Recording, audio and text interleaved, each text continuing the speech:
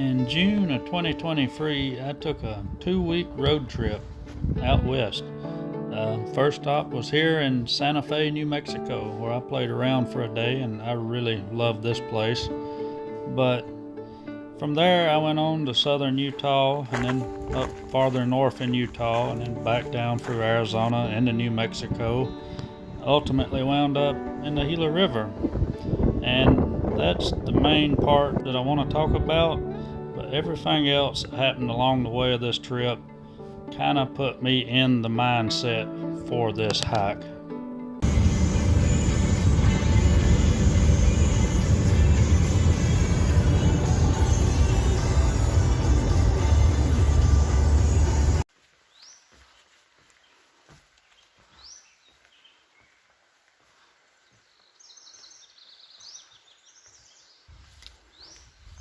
Alright, have to wait till I come back to see the cliff dwellings.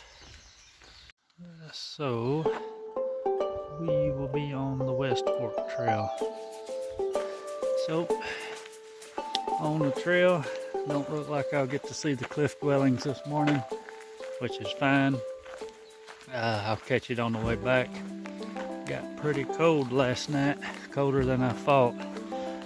So, anyway, a little slower starting this morning and pretty disorganized, but I checked everything off. I got what I need and I have plenty of time. This is gonna be cool.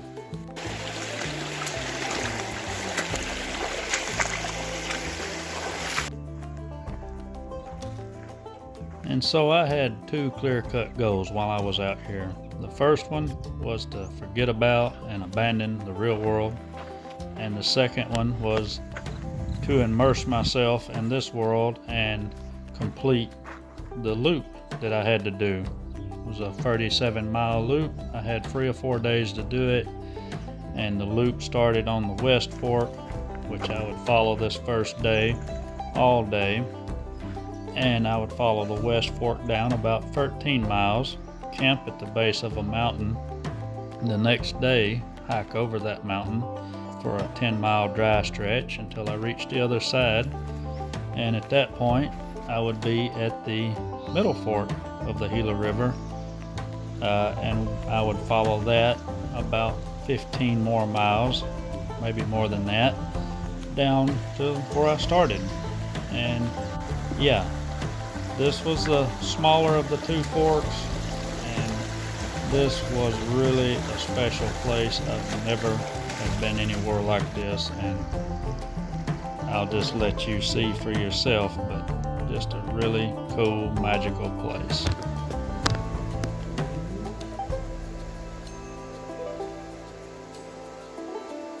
Check it out. It's a cliff dwelling.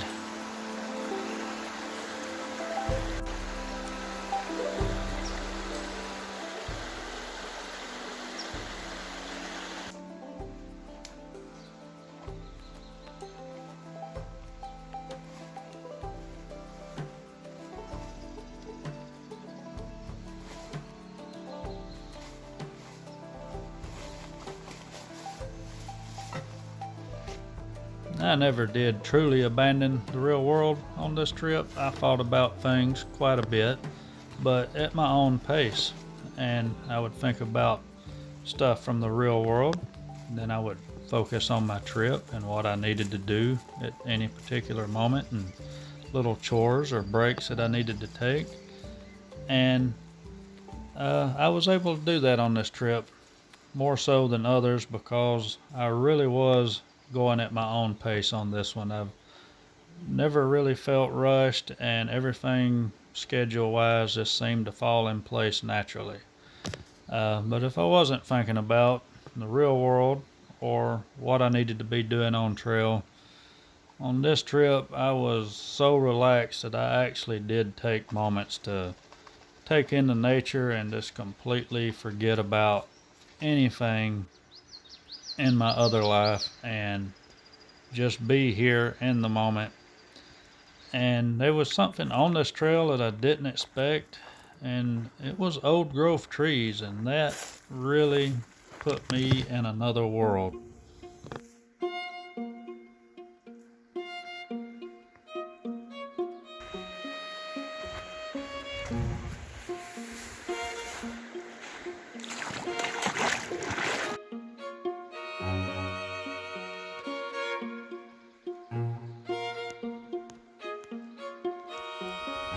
Now, I don't actually know what makes a tree an old growth tree, how old it has to be, but I suspected that these trees were over 100 years old, maybe way older than that.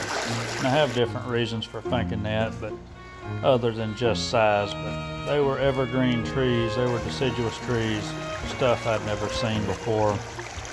And this was an ecosystem down in this valley that I'd never seen before.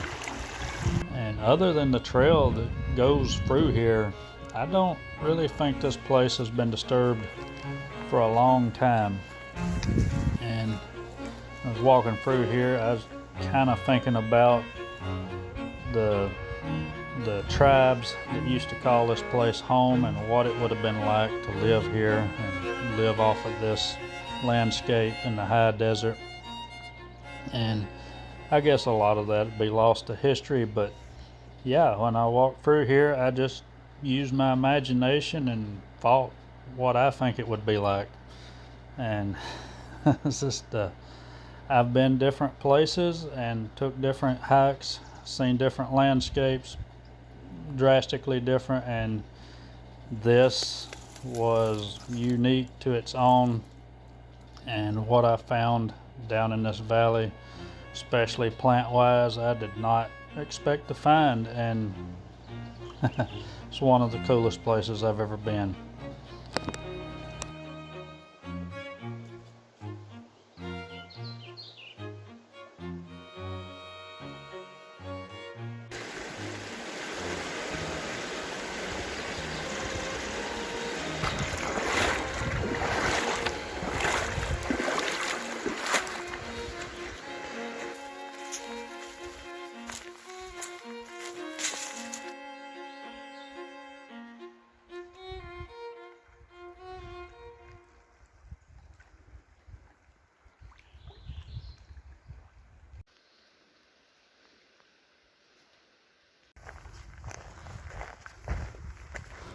Day one was pretty straightforward.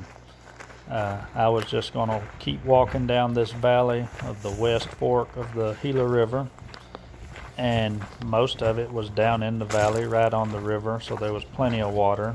Trail was well marked in most places. There were some places down by the river that the river had erased during floods or whatnot, and that's to be expected, but yeah, pretty easy miles, really cruisy, and yeah, really low stress. Now, as day one started to come to an end and I was going to start looking for my camp spot, which I'd picked out on the map, I was hoping it turned out to be a good place to camp.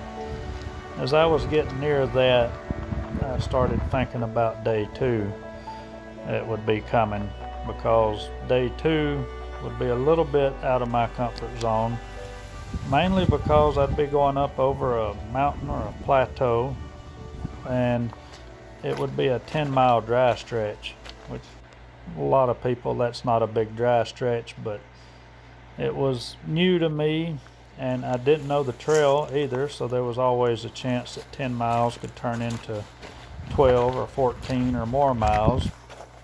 And yeah, it's this new territory for me. I'd never hiked a dry stretch, and I was in the desert and everything was really dry, but I didn't worry about it too much. I just sort of anticipated it and got a good change of scenery right at the end of day one.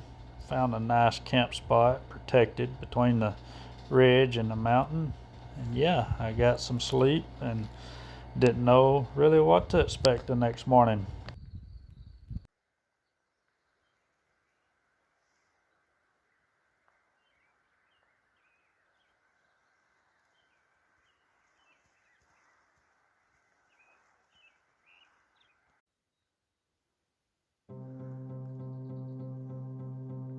And I came straight up out of the valley that morning. Sun rising behind the mountain that I was climbing, and coming down on the mountain behind me as I went up, and before long I got to the top, and it was a pretty flat 10 miles across the top of this, and actually decided that I like this kind of landscape. Just open, grazing, cattle grazing land. Kind of like being in the Old West or something.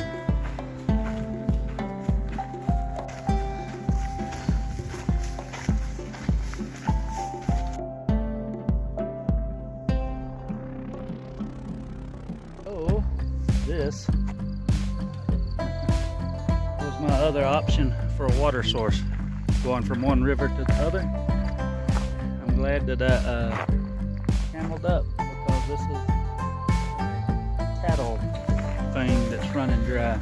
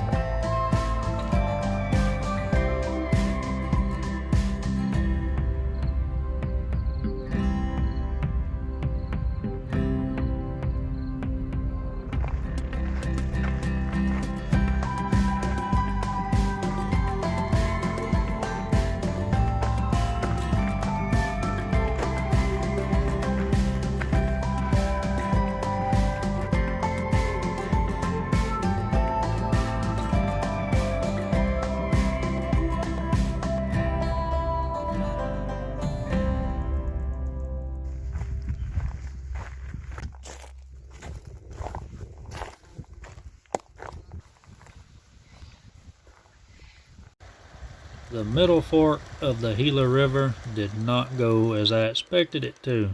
Right off the bat, I came close to a rattlesnake. I scared it scared me. Once we seen each other, we went on about our way. That was all good. But after that, I was plagued by some kind of deer fly. And there were clouds of them. They were sucking blood. Super painful. I'm not gonna say that I regretted this part of the trip, but this is one of those moments that realize that this is where you have to give a little to enjoy the freedom of being out in the great wild. And no regrets, but these next 7 miles were me testing myself, seeing what I was made of. They were pretty tough, I'm not gonna lie.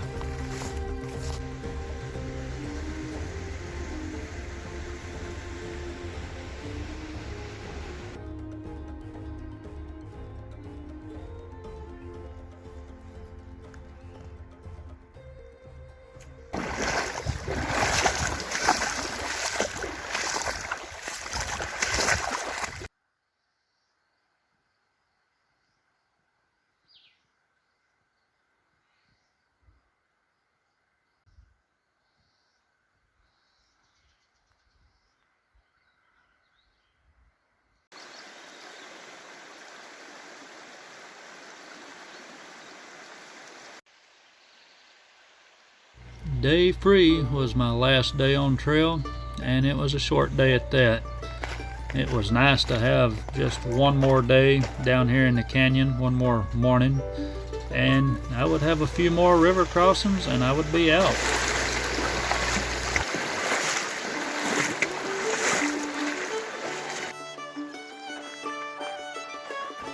It's kind of crazy of how fast you can actually change from one landscape to another.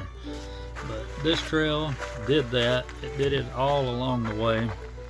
And this last morning was no exception. I got to go out a slot canyon, and that's how I got out of the Gila River Canyon and back out into the rolling hills and open desert. And just really nice that the trail packed in all these extremely different landscapes and ecosystems all in just a short while that last morning, and that I got to witness all that one more time before finishing up the trail. And so I did finish the loop early that day. I got off trail a time or two, but I still got out really early. And from there I was able to go to the visitor center at the parking lot and see the cliff dwellings. Now, when you get to the visitor center, they do have some information about the tribes that lived in lived in these cliff dwellings, and they admittedly, there's a lot that they don't know about these people. They think that they left around the year 1300 AD. They're not exactly sure why they left and abandoned all this. So I'm no expert. I'm not going to try to claim that I know anything about the peoples who lived here, but I would just love to know what their day-to-day life was like, living down in this river canyon, living up here in a cliff dwelling, and a kind of a communal lifestyle.